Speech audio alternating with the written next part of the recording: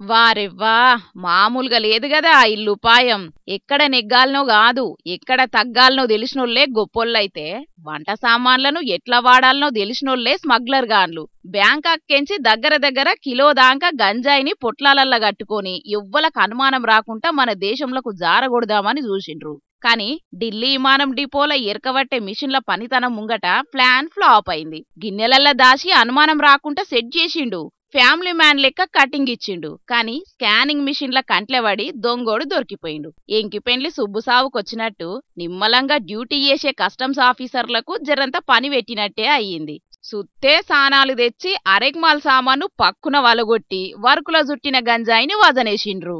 874 గ్రాముల గంజాయి ఎల్లింది. నిషా పొట్లాలను సీజ్ చేసి పట్టుకొచ్చినోన్ని శ్రీకృష్ణ జన్మస్థానానికి పంపిండ్రు. ఆయనతో పట్టుకునేటాళ్లకు కథ సుఖాంతమైంది గాని లేకుంటేనా పెద్ద పర్షానే అయితుండే.